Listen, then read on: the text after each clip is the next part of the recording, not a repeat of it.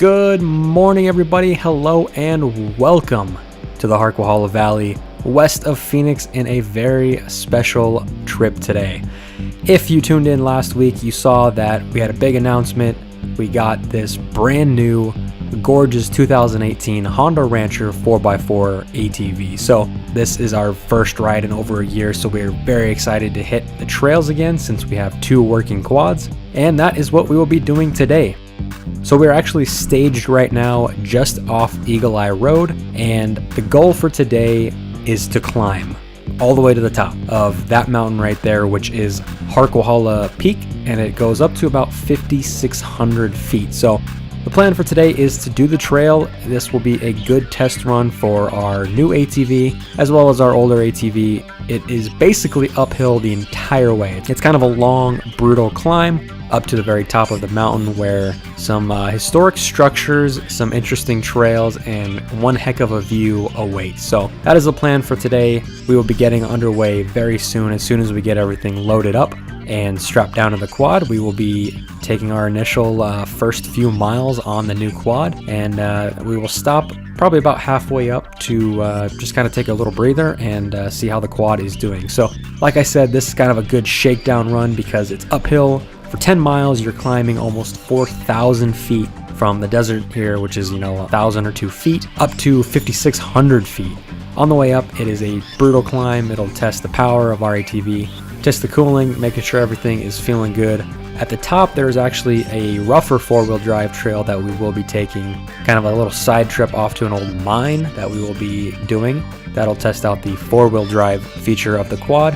And then, of course, on the way down, we're going to make sure that the brakes work. So all around, kind of a good test for any vehicle, whether it's new or old. It is a very good trail, very scenic trail, and we are looking forward to getting out on it and getting back on the quads. We are very excited for that. So we are going to head out right now, and we will catch up with you a little ways down the trail.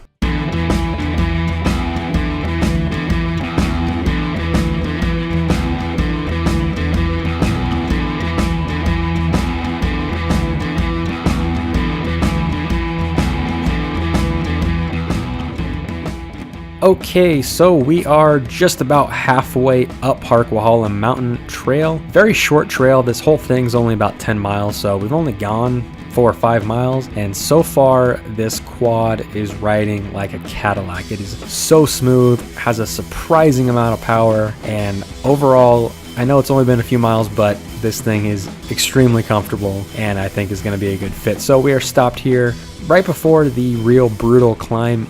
We've been climbing the whole way, but it's kind of been a gentle grade through some of the washes and stuff here on the flanks of Harquahala Mountain. So from here on out, the climb is going to get a lot more brutal, a lot more steep. In fact, parts of the trail are so steep that it was actually paved with concrete to reduce trail erosion. In that section, the grade is 30% uphill, which is kind of insane. That is quite a climb, and we will be doing that here very soon. So just kind of stopped here at this little scenic switchback before the real brutal stuff begins, but we should be up there fairly soon. This took about 15-20 minutes to get here. Should be at the top within 20 minutes to half an hour. The next update will be from the tippity top of Harquahala Mountain, where we will be doing a little bit of walking around and checking out the old observatory that sits at the top.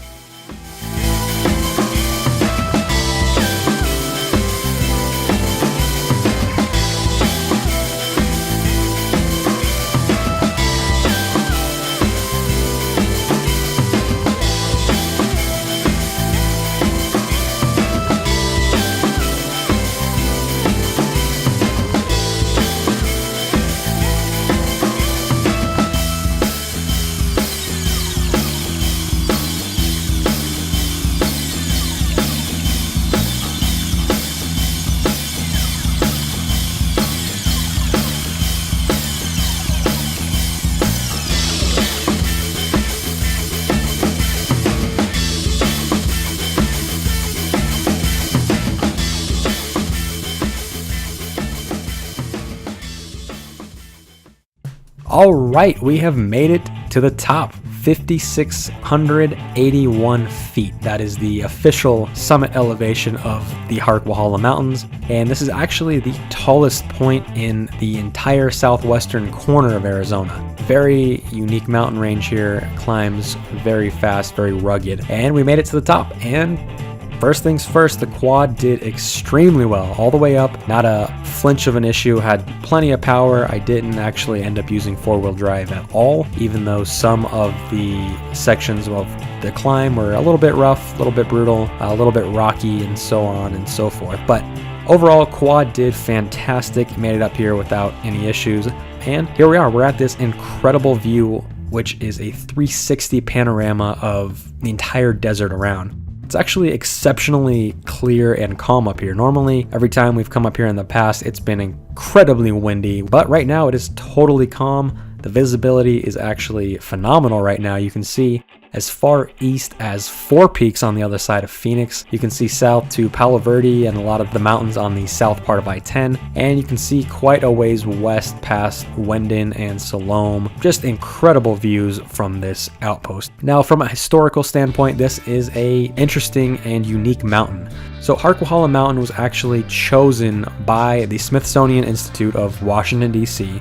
as one of several test sites around the world. A guy by the name of Dr. Samuel Langley and his student Dr. Charles Abbott were studying the sun and the sun's effect on the climate, and their goal was to use measurements from this site and sites around the world, compare that data, and use it to try to predict the weather. So the observatory on top of this mountain was built in 1920. It was privately funded, and it was completed by August of 1920. And at that time, the only way to get to the top of the mountain was a 6-mile pack trail. There was no road to the top. There was no easy way, as it were. You had to hike up. You had to bring all your gear on horses or mules, and you had to physically climb the mountain. Now, that pack trail is still intact today, but from 1920 to 1925, about 8 scientists from the Smithsonian Astrophysical Observatory called this mountaintop home, and originally there were 2 buildings. Only one of them is still standing today, and that was kind of the main building, where on the top was used for sleeping, for cooking, and office space, while the lower level was used to house all of the delicate scientific equipment. They didn't use telescopes on the top of Harquahala here. They used other devices to measure the sun's attitude above the horizon and the atmospheric temperature and stuff like that. The second building that was constructed up here was a workshop, kind of like a blacksmith workshop type of thing, and that stood just south of the main building, and that has since collapsed. So those who lived at the top had to be incredibly resilient and resourceful because they were living on a incredibly rural mountaintop in the middle of nowhere, basically. So they really had to be 100% independent out here. Food was hauled up every single week. Now, initially, their primary water source was located over a mile away and 1,000 feet below the summit of the mountain, so they often had to hike up their own water until they decided to build a cistern, which was right around 1922. The cistern actually remains today. It's the big concrete cylinder in the ground that they had pipes coming off the roof to help channel rainwater. They let it collect in that cistern so that they would have water on site. In 1921, they added the corrugated iron that sits on the building today. They added tie rods, and they eventually added some porches and other amenities in the following years to make home more comfortable. Communication was also a problem. Initially, they used what was called a heliograph. They eventually ran a telephone wire from the top of the mountain down the pack trail and into the nearby town where they would have reliable communication. So they quickly found out that this was not the ideal mountaintop observatory they were looking for. The site was closed down in 1925, and everything from this site, the crew, all the equipment, was moved further west to Table Mountain in Southern California. But the BLM has actually done a fantastic job of providing informational signs, context, some historical photos at the summit, so you can really take a look, walk around, learn about what happened on this mountaintop. Now, the main building still stands today in addition to the cistern. You'll also find some solar panels and communication towers, which are actually used to help direct the water flow of the CAP. This is a very strategic mountaintop even today. So that is basically Harquahala Mountain. This is the summit. This is the tallest point in the southwestern part of the state. An incredible view of the surrounding area and even of the trail that we just came up. You can see this narrow trail that climbs all the way up here. Very, very cool spot. So now that we are done at the summit, we're actually going to make a little bit of a side trip further east into the Harquahala Mountain wilderness area. There is a rugged trail that drops off the summit, heads east to a small little mining camp. Really not sure on the history of that, but we are going to make the trip out there now.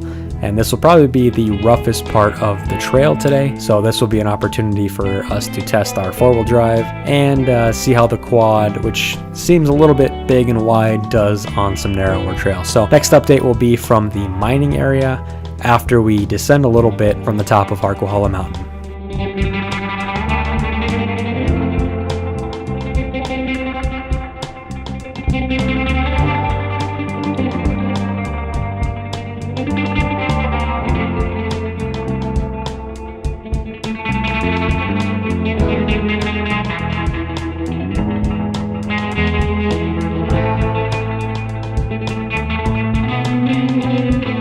Alright, and we have made it down a little ways from the summit on what was a very interesting trail.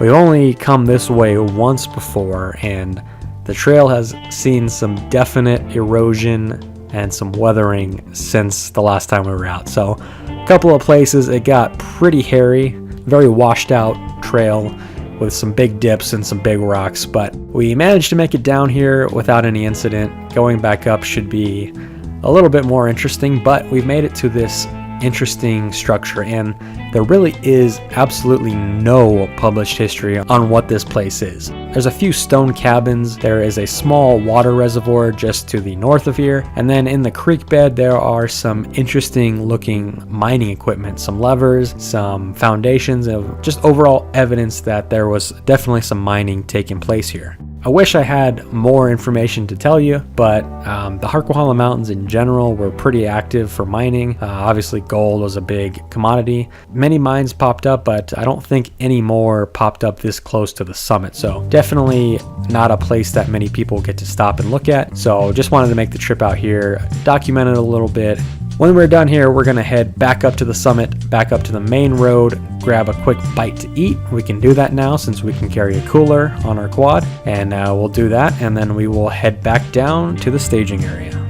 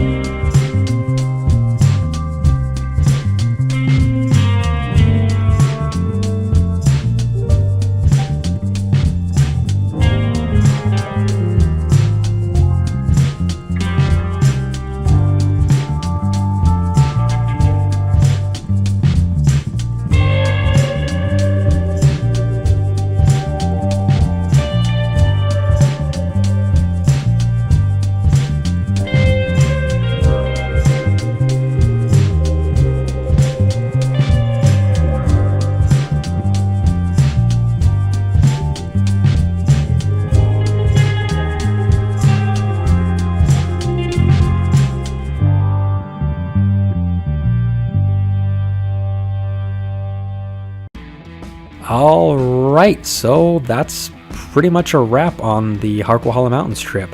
We went up to 5,600 feet. We got to see the very interesting Smithsonian Observatory at the top.